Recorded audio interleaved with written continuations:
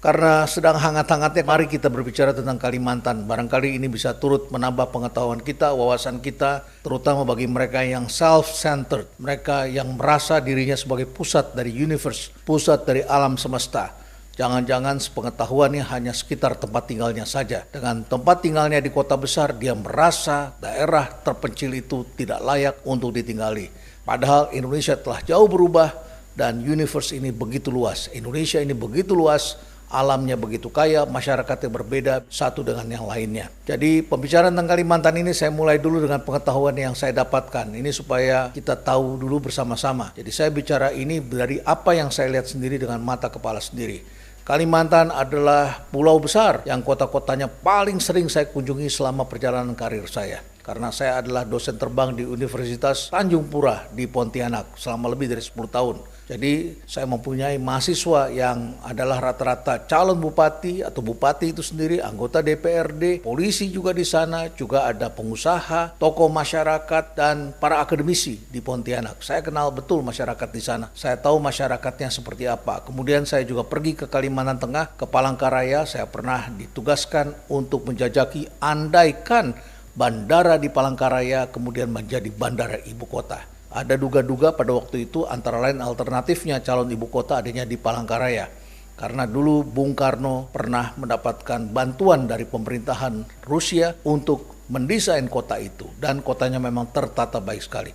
Bahkan ada seorang pengusaha yang telah melakukan spekulasi, membeli tanah cukup besar di daerah Palangkaraya untuk mendapatkan space sebelum menjadi ibu kota negara. Dan ternyata Presiden Jokowi memilih tempat yang lain. Kemudian bergeser sedikit dari Palangkaraya, kita pergi ke Pangkalan Bun, jalan sedikit sekitar 1-2 jam ke pedalaman, dan akhirnya saya bertemu dengan kawan-kawan di Kabupaten Lamandau. Kebetulan juga saya dipercaya dan diberikan gelar adat Dayak. Maaf, ini bukan flexing karena gelar saya bukan sultan, tetapi ini adalah sebuah nama pemberian dari sahabat-sahabat saya, orang-orang dari suku Dayak di Kabupaten Lamandau. Saya diberikan nama sebutan sebagai Mas Agung Jayo Pembuku Hati Palapang Dado.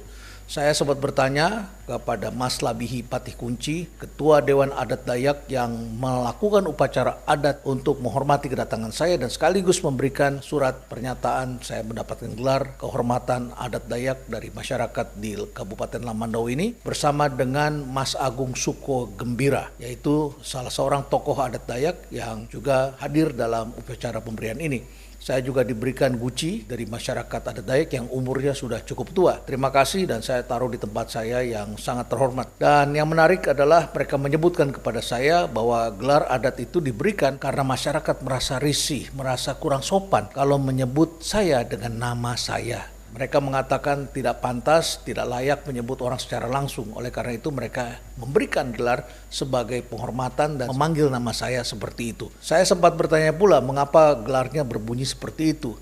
Dan mereka mengatakan kepada saya karena Pak Rinald sering memberikan pandangan-pandangan dan itu dianggapnya membuka hati. Ya, saya terima kasih atas kepercayaan dari masyarakat adat Dayak dan saya kenal masyarakat ini dan saya agak mengerti cara berpikir sahabat-sahabat saya yang tentu penuh dengan keindahan dan hidup bersahabat dengan alam. Dari Kalimantan Tengah kemudian saya juga sering pergi ke Kalimantan Selatan. Di sana memiliki toko pers 3 zaman yang luar biasa sekali yang sangat saya hormati. Dari Kalimantan Selatan kemudian saya juga sering berkunjung ke Kalimantan Timur bertemu dengan sahabat saya Pak Awang Faruk dan juga pada waktu itu adalah wali kota Balikpapan Saudara Rizal Effendi yang sering mengundang saya. Saya juga punya sahabat dari UI yang menjadi pengusaha di Balikpapan. Sahabat saya ini sering mengundang saya makan dan makanannya enak-enak, makan seafood di Kalimantan Timur itu luar biasa enaknya. Dan saya menyaksikan, merasakan betapa perjuangan sangat besar untuk membuat jalan tol yang menghubungkan dari Balikpapan sampai ke Samarinda. Dan saya kemudian juga berkunjung ke daerah-daerah pedalaman lainnya di Kalimantan Timur. Saya juga beberapa kali ke Kalimantan Utara dan bertemu dengan sahabat-sahabat saya di Kalimantan Utara. Jadi saya cukup mengenal Kalimantan ini. Nah, oleh karena itu maka kita perlu memikirkan beberapa hal tentang Kalimantan. Sekali lagi, jangan melihat Kalimantan secara self-centered. Seakan-akan diri Anda sendiri sebagai pusat dari tata surya ini. Dan orang-orang yang self-centered ini agak mendekati selfish akhirnya. Mereka mengatakan fokusnya ada pada saya. Ini agak mirip dalam peradaban ketika kita memasuki dunia yang disebut metaverse. Kalau Anda masuk ke metaverse, Anda diajak melihat dengan diri Anda sebagai pusatnya. Anda menggunakan VR, ya VR gear di depan mata Anda tutup telinga Anda, dan kemudian Anda berjalan dalam bentuk avatar, yaitu avatar diri Anda sendiri, dan Anda adalah pusatnya. Inilah perilaku sebagian kita, orang-orang yang hidup di kota besar, khususnya di sekitar Jabodetabek. Self-centered. Kita taunya Indonesia dari apa yang kita lihat di sekitar kita. Pengalaman saya pada tahun 1998 ketika saya baru kembali dari studi saya di luar negeri, kemudian setelah itu Indonesia mengalami krisis tahun 98, luar biasa sekali, multidimensi, banyak orang kehilangan pekerjaan, demo di mana-mana, perusahaan kemudian banyak yang disita asetnya oleh BPPN pada masa itu untuk penyihatan perbankan, dan kemudian kita menyaksikan banyak sekali pengamat yang menganalisis ekonomi Indonesia dari apa yang dilihat di Jakarta. Ketika daya beli di Jakarta turun luar biasa, dikatakan Indonesia turun. Indonesia ini 60-70% peredaran uangnya memang di Jakarta. Jadi melihatnya seakan-akan seluruh Indonesia seperti itu. Padahal di banyak pulau di Indonesia kita menyaksikan mereka justru gegap gembita menyambut era baru. Ketika itu terjadi krisis karena kurs dolar kemudian melejit dari harga sekitar 2.500 menjadi 7.000, kemudian menjadi 15.000, kemudian sempat mendekati Rp20.000 pada waktu itu, dan akhirnya banyak orang yang menderita karena banyak menggunakan barang impor. Karena importnya menjadi mahal. Tetapi sahabat-sahabat saya di Kalimantan, di Palembang, di Aceh dan sebagainya yang ekspor, yang mempunyai kopi, di Kalimantan mempunyai batu bara, mempunyai sawit, mempunyai produk-produk komoditas lainnya. Itu justru berjaya luar biasa, dan mereka mendapatkan uang, bisa membangun hotel, bisa menyekolahkan anak sampai ke luar negeri. Sementara kita yang berada di Jabodetabek menderita luar biasa saat itu. Orang-orang self-center biasanya melihat dunia ini dari apa yang dia lihat. Dia mengkaji segala sesuatu dengan melihat dirinya sebagai pusatnya. Alhamdulillah selama masa itu saya dipercaya sebagai dosen terbang di beberapa provinsi di Indonesia, dan yang paling sering saya kunjungi tentu adalah Kalimantan. Dan saya menyaksikan di Kalimantan suasananya berbeda dengan apa yang kami lihat pada saat itu terjadi di Jakarta dan sekitarnya.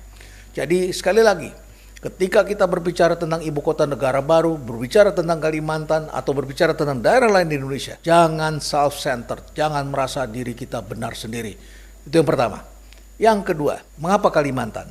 Karena di Kalimantan justru terdapat energy of the future. Ya, kita semua bicaranya sekarang mobil listrik, kita bicaranya sepeda listrik, motor listrik, semuanya kendaraan listrik, dan kita ingin mendapatkan energi terbarukan. Produk-produk galian tambang di Kalimantan Anda bisa sebutkan dari mulai batu gamping, biji besi, migas, batu bara, emas, nikel, sampai intan Anda bisa dapatkan. Tidak semua pulau ada intannya. Jadi luar biasa sekali di Kalimantan ini. Tetapi di Kalimantan juga terdapat energy of the future, energi masa depan yang terbarukan, yang kita kenal sebagai green energy.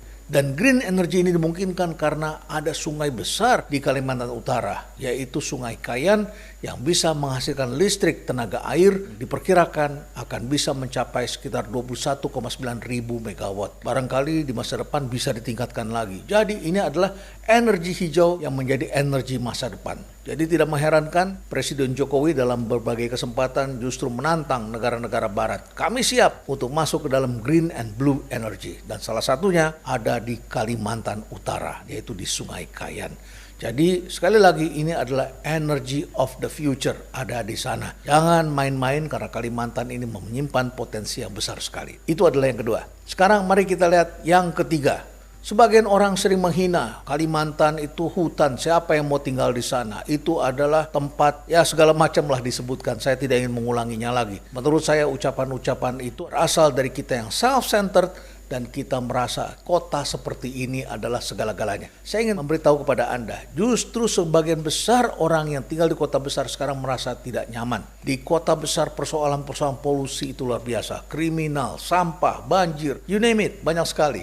Tetapi sekarang justru masyarakat dunia melihat hal yang berbeda. Ketika sebagian manusia bercita-cita tinggal di metaverse, justru kita harus menjaga universe.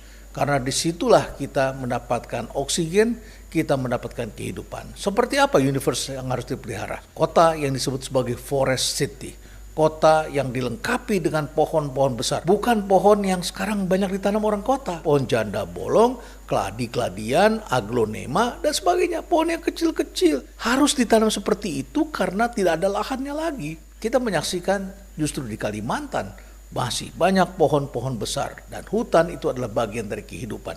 Justru sekarang kita harus menjaga agar tidak terjadi deforestasi, kita harus menjaga agar hutan itu bersahabat dengan kita dan kita harus menjaganya. Jadi forest is the future, bukan the past. Sama seperti ketika kita melihat desa. Bagi sebagian orang yang mungkin dia bermimpi untuk tinggal di mega city, dia berpikir barangkali kota itu segala-galanya, dia melihat kota is the future dan desa is the past. Keliru, desa is the future. Forest is the future. Jadi bagi saudara-saudara yang mengata-ngatai hutan, mengata-ngatai tempat sebagai tempat terpencil, tempat yang tidak indah, Anda keliru. Justru Anda hidup dari oksigen dan oksigen itu dihasilkan dari pohon-pohon besar.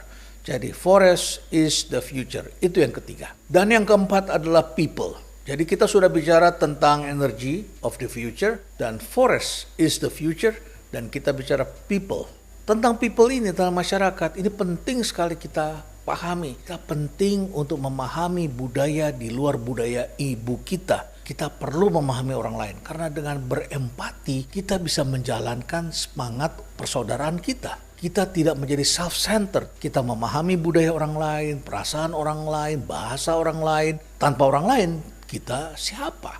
Kita menjadi nobody. Tetapi dengan adanya orang lain, hidup kita menjadi sangat bermakna. Di Kalimantan kita menemukan orang yang sangat rendah hati. Menurut saya sepanjang perjalanan saya orang yang sangat lembut itu antara lain ada di Kalimantan.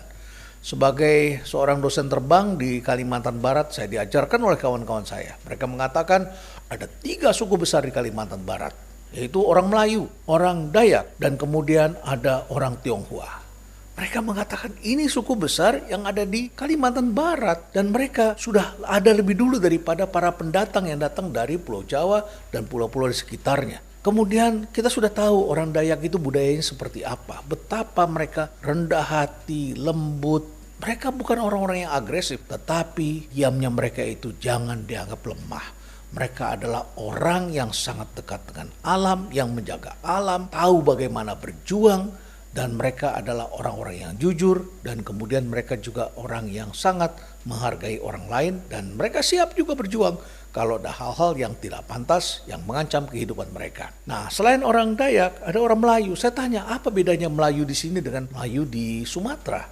Mereka mengatakan pada saya, kalau di sini orang Melayu itu bisa saja dia dulunya orang Dayak atau orang Tionghoa, tapi menjadi orang Melayu karena mereka berbicara dengan dialek setempat dan beragama Muslim. Ini kata mereka. Jadi orang Melayu ini dekat dengan orang Dayak dan dekat dengan orang Tionghoa. Mereka sudah hidup ratusan tahun bersahabat turun-temurun, bahkan mempunyai keluarga yang saling terhubung satu sama lain. Nah, kemudian datanglah para pendatang-pendatang lain, termasuk dari Jawa ini cukup banyak, juga dari Madura. Dan kalau kita lihat di Kalimantan Tengah, orang Jawanya juga cukup banyak. Kalau kita lihat di Kalimantan Selatan sama saja, dari Semarang itu banyak sekali yang sering bekerja di Kalimantan Tengah maupun di Kalimantan Selatan. Dan kemudian kita melihat di bagian sebelah timur itu juga ada pendatang yang datang dari Sulawesi. Orang Bugis, orang Toraja, orang Manado dan sebagainya. Banyak juga di Kalimantan Timur. Di Kalimantan Utara juga banyak sekali orang Melayunya dan orang Dayaknya. Di samping tentu saja di Kalimantan Selatan ada yang disebut orang Banjar. Masih banyak lagi suku-suku lain di Kalimantan dan saya kira kita perlu paham betapa mereka adalah orang-orang yang baik, selalu menjaga hubungan dengan orang lain dan mereka sudah ratusan tahun hidup saling menopang satu sama lain. Kalimantan juga menghasilkan tokoh-tokoh besar, tapi mereka tidak pernah menuntut. Saya masih ingat ketika almarhum Franseda sempat menitip kepada salah satu presiden kita ketika menyusun kabinet. Almarhum Franseda ketika melihat susunan kabinet yang disusun oleh presiden saat itu, dia mengatakan ini sudah bagus tetapi kurang menteri dari Indonesia Timur. Mendiang Franseda ini sangat menaruh perhatian pada tokoh-tokoh dari Indonesia Timur. Dan kita melihat orkestrasi Indonesia ini adalah orkestrasi perwakilan dari aneka suku di Indonesia. Selalu ada orang dari Acehnya, dari Bataknya, kemudian Minangnya ada, kemudian Melayu, Palembang, kemudian dari Jawa, Sunda, kemudian juga dari Bali, Papua, Makassar, itu selalu ada, ya, Manado selalu ada.